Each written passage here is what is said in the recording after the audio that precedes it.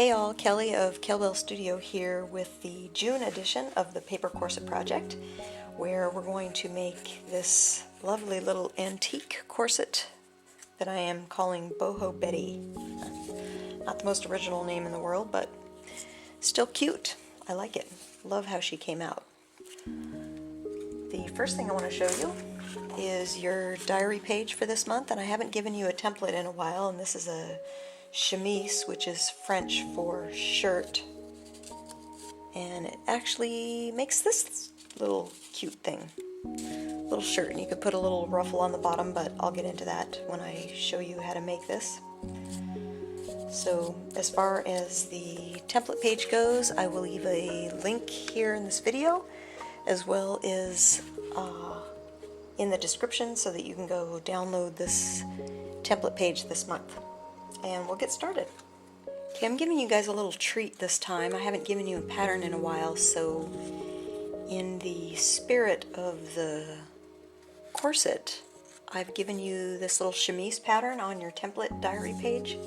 And what I recommend doing is, because of the thick black lines on this, I recommend overlaying the pattern on the paper that you want to cut it out from, and then cutting it out from there with an X-Acto knife, or you can use scissors, because it just makes it so you don't see the big black lines. But basically this is something that looks like it buttons up the front. So all you're going to do is, this is the back, you're just going to fold over these sides, and then this overhangs. So you just fold it like this. If I can do it correctly. And you just glue it into place. So I'll glue that into place and show you what that looks like.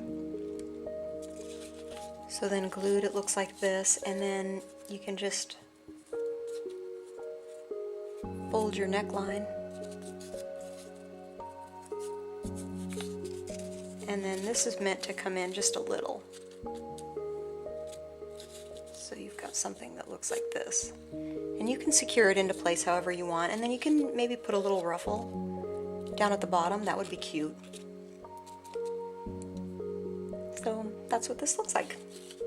You know, there's a lot of things that you can do with this, and I'm not going to get too fancy with it. This is just a down and dirty, quick how to put it together, and the rest is up to you, however you want to do it. So, enjoy!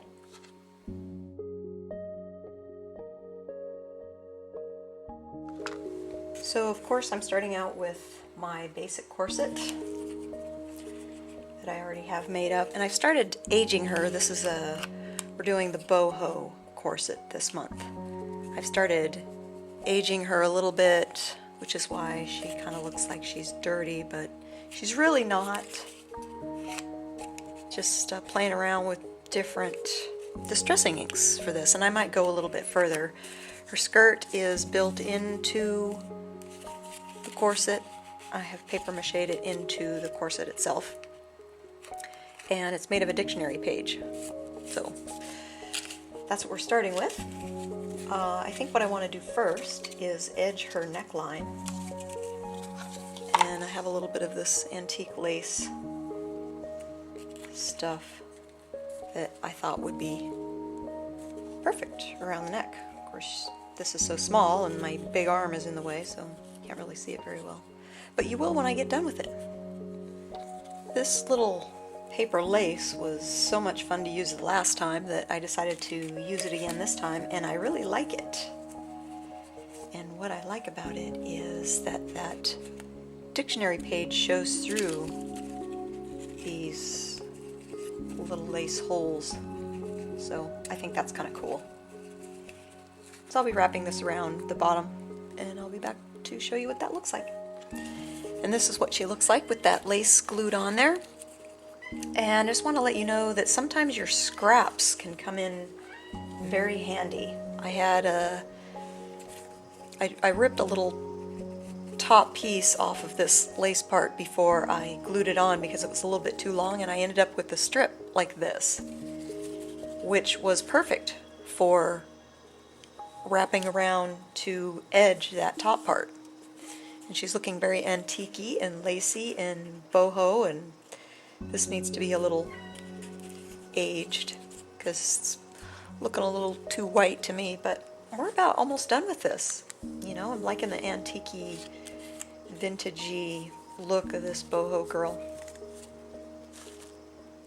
I did a little bit more aging on her.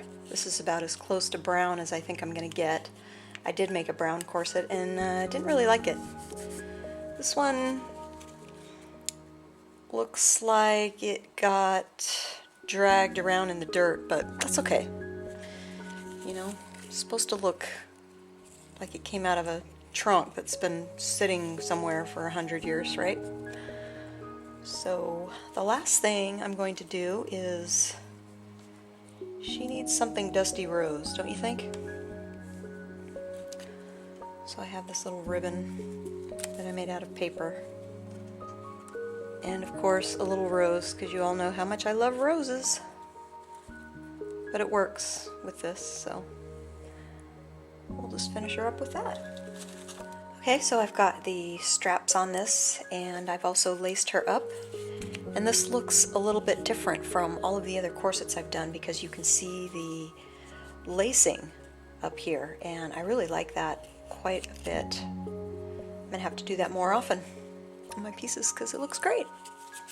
So she is done, and we just have July left to do. So hope you enjoyed this edition of the Paper Corset Project, and we'll see you next time.